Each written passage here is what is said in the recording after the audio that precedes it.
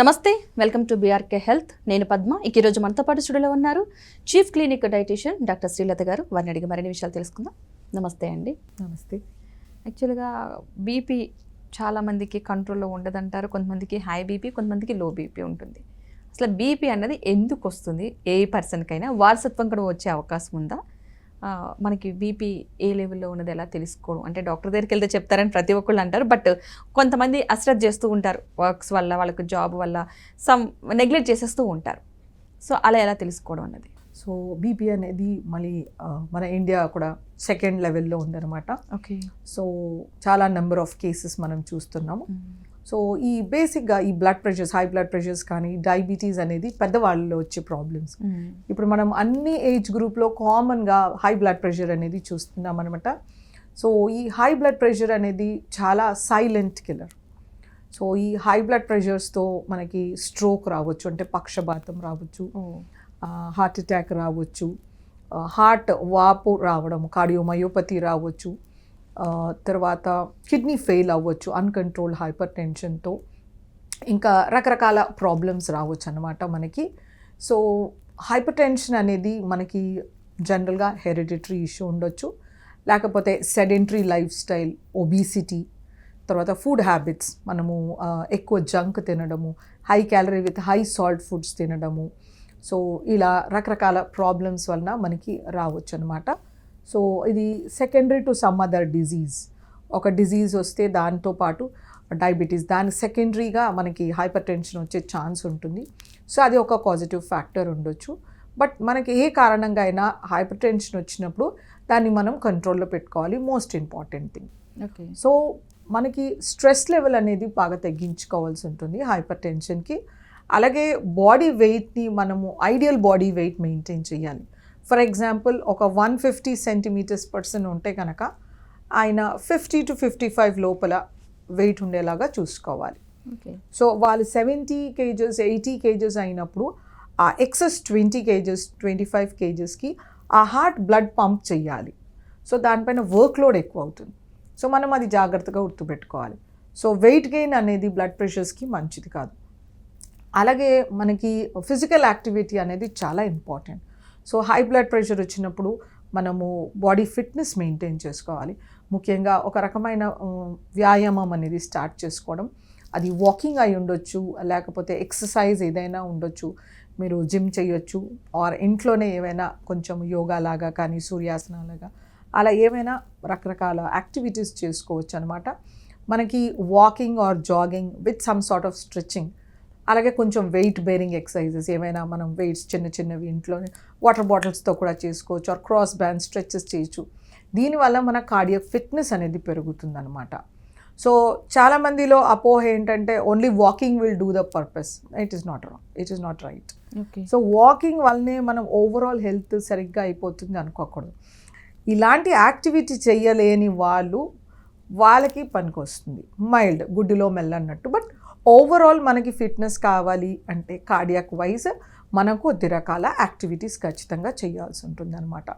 So మనం half an hours activity, half an hours walking అలా పెట్టుకుంటే that is an excellent option.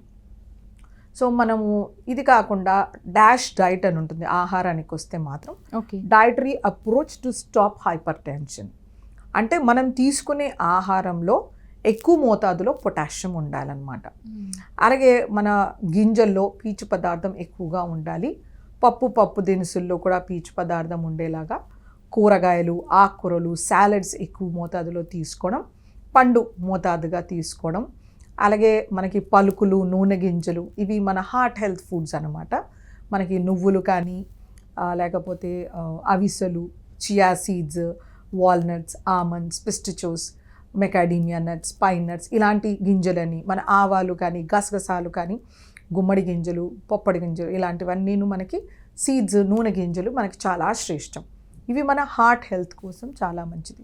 So రోజు ఒక గుప్పడి పలుకులు తీసుకోవడం, అలాగే మనకి నూనెలు తక్కువ వాడుకోవడము, తర్వాత వెన్న, నెయ్యి అనేది కొంచెం మోతాదులో వాడుకోవడము, డాల్డాని అవాయిడ్ చేయడము, వైట్ మీట్ ప్రిఫర్ చేయాలి. యూజువల్గా ఫిష్ లాంటివి తీసుకోవడము, స్కిన్లెస్ చికెన్ మోతాదుగా తీసుకోవడము, రెడ్ మీట్స్ అకేషనల్గా మంత్లీ 1 or 2 తీసుకోవడము, ఎగ్స్ ఒక 3-4 వీక్లీ ఇలా తీసుకుంటూ ఉంటే మంచి ఎక్సర్సైజ్తో ఉప్పు అనేది ఒక కల్ప్రిట్. ఇది ఉప్పు విషయం అని మనకి శాస్త్రాలు చెప్తున్నాయి. సో ఉప్పు మనం ఎంత వాడుకోవాలి, ఇది చాయ్ చెంచా సైజు. ఇది సగటుగా మనిషి 24 గంటల్లో వంటలో వాడుకోవాల్సిన ఉప్పు. ఓకే. సో 24 గంటల్లో ఏమి తిన్నా కూడా. సో మనకి హైపర్ టెన్షన్ వచ్చేసరికి ఈ ఉప్పు ఇంత అయిపోతుంది, జస్ట్ 2.5 grams, హాఫ్ అ టీ స్పూన్ ఎంతే ఉప్పు. అది మనం 24 అవర్స్లో వాడుకోవాల్సి ఉంటుంది. ఓకే. సో మనం యూజువల్గా లెట్సే ఇడ్లీ సాంబార్ ప్రిపేర్ చేస్తే ఇడ్లీ పిండిలో ఉప్పు వేస్తారు, సాంబార్లో ఉప్పు వేస్తారు, అలాగే మజ్జిగలో ఉప్పు వేస్తారు, కర్రీస్లో వేస్తారు, పప్పులో వేస్తారు, పెరగన్నంలో వేస్తారు, మళ్ళీ జంతికలని, చక్రాలని, వడియాలని, అప్పడాలని అవి తింటారు. మళ్ళీ రాత్రి చపాతీ పిండిలో, కూరలో, పప్పులో ప్రతి దాంట్లో ఉప్పు వేస్తుంటాం. సో యావరేజ్గా ఇండియన్స్ 12 to 16 grams సాల్ట్ తింటారు. మన రికమెండేషన్ 5 grams. మనకి డయాబెటీస్ వచ్చేసరికి 2.5 grams, బట్ హైపర్ టెన్షన్ వచ్చేసరికి 2.5 grams. సో మనకి హైపర్ టెన్షన్ ఉన్నా లేకపోయినా ఈ సాల్ట్ అనేది నార్మల్గా కన్జ్యూమ్ చేసుకుంటారు, మాత్రలు మింగేస్తూ ఉంటారు. So that's a very bad practice. మనకి ప్రాబ్లం వచ్చినప్పుడు పథ్యం అనేది ఖచ్చితంగా చేస్తే మనకి ఆర్గన్ డ్యామేజ్ అనేది ఉండదు, మన కాన్సిక్వెన్సెస్ అనేవి అబ్నార్మల్గా ఉండవు అనమాట. సో ఖచ్చితంగా ఉప్పుకు పథ్యం. అండ్ హిడెన్ సాల్ట్ అనేది మన ఆహారంలో ఉంటుంది, especially bakery biscuits, cakes, sauces, ketchups, samosa, pakoda ఇలాంటివన్నింటిలోనూ ఉప్పు ఉంటుంది. అలాగే ప్రిజర్వ్డ్ ప్యాక్ ఫుడ్స్లో మనకి సోడియం బెంజోయేట్ వేస్తుంటారు. So that is again salt. మన బేకరీ బిస్కెట్స్లో సోడా వేస్తారు, సాల్ట్ వేస్తారు. సో సోడాలో కూడా సాల్టే ఉంటుంది, సోడియం బైకార్బోనేట్. మన కామన్ సాల్ట్లో సోడియం క్లోరైడ్. సో మనకి ప్రతి చోట నుంచి సాల్ట్ వస్తుంది, which you cannot see from with ice. So that is called as hidden salt. So మనం వీటిని జాగ్రత్తగా మానిటర్ చేసుకోవాలి, ఎలాంటివి అవాయిడ్ చేయాలి. అలాగే మన బటర్, చీజ్లో కూడా సాల్ట్ ఉంటుంది.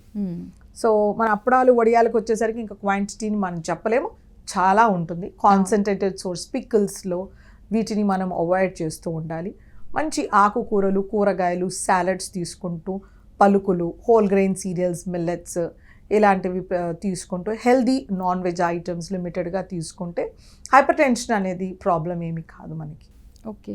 మరి లో బీపీ అనేది ఏమన్నా అది కూడా ఇబ్బంది పెట్టే అంశమే అంటారా? లో బీపీ అనేది బేసిక్గా సరిగ్గా హైడ్రేషన్ లేకపోతే ఆర్ మన శరీరంలో ఏమైనా ఎలక్ట్రోలైట్ ఇంబ్యాలెన్సెస్ ఉంటే యూజువల్గా సోడియం వలన మనకి లో బ్లడ్ ప్రెషర్ ఉండొచ్చు. బట్ బేసిక్గా ఇట్ ఈస్ ప్యూర్ హైడ్రేషన్. మనం కాలేజ్కి వెళ్ళే పిల్లలు, స్కూల్కి వెళ్ళే పిల్లల్లో, ఆడవాళ్ళు ఎక్కువ చూస్తుంటాం మనం, లో బీపీ అయింది, కళ్ళు తిరిగి పడిపోతున్నాం. సో మేము యూజువల్గా హాస్పిటల్స్లో అయితే వెంటనే ఒక ఐవీ ఫ్లూయిడ్ స్టాట్ డోస్ ఇచ్చేస్తారు. ఇమీడియట్గా ఒక 250 ml, 500 ml bolus normal saline ఇచ్చేస్తే వాళ్ళ బ్లడ్ ప్రెషర్స్ ఇమీడియట్గా నార్మల్ అయిపోతాయి. అప్పటికి కూడా కాకపోతే ఇంకొక 500 ml ఇస్తారు, సో వెంటనే వచ్చేస్తుంది. అలా కూడా కాకపోతే ఇంకా ఐనోట్రోపిక్ సపోర్ట్స్ స్టార్ట్ చేస్తారు. But low blood pressure is not a big issue, but దాన్ని కరెక్ట్ చేసుకోవాలి. హైడ్రేషన్ అనేది చాలా ఇంపార్టెంట్. మనకి ఎలా ప్రోటీన్స్, వైటమిన్స్, మినరల్స్, ఫైబరో అలాగే వాటర్ అనేది కూడా ఇంపార్టెంట్ కాంపోనెంట్. ఆఫీసులకి వెళ్ళే వాళ్ళు సరిగ్గా తాగరు, స్కూల్ పిల్లలు సరిగ్గా తాగరు. సో ఈ అంశాన్ని మనం జాగ్రత్తగా చూసుకొని వాటర్ అనేది చాలా ఇంపార్టెంట్. ఈ 24 అవర్స్లో ఎంత వాటర్ తాగుతున్నాము, early morning, before breakfast, after breakfast, or after or before lunch, evening, before dinner, after dinner, మనం వాటిని స్పేస్ చేసుకుంటూ తాగుతూ ఉండాలి. మినిమం వాటర్ అయితే మెయింటైన్ చేసుకోవాలి. ఆడవాళ్ళు మినిమం 2.5 liters, మెన్ ఒక 3 to 3.5 liters, అది త్రూ ద ఇయర్. బట్ సమ్మర్స్లో we can drink 3 liters, 4 liters. మనం నడిచే నడకని బట్టి, మన ఎక్స్పోజర్ ఫర్ సన్ని బట్టి, మన డిమాండ్స్, మన వర్క్ ప్లేస్, హాట్గా ఉండే వెదర్ ఉంటుందా, అలా సన్ ఎక్స్పోజర్ ఎక్కువగా ఉంటుంది, దాన్ని కాంపన్సేట్ చేసుకోవాలి. దాహం ఉన్నంత తాగాలి, బట్ మనం గ్యాలన్స్ ఆఫ్ వాటర్ నింపుకుని నేను పొద్దున్న 5 లీటర్ తాగుతాను, మధ్యాహ్నం 3 లీటర్ మనం మేకలు, గుర్రాలు కావు అలా చెంబులు తాగడానికి. సో మనం ఎంత అవసరమో అంత తాగాలి. థ్యాంక్ యూ అండి, థ్యాంక్ యూ సో మచ్, మంచి ఇన్ఫర్మేషన్ ఇచ్చారు.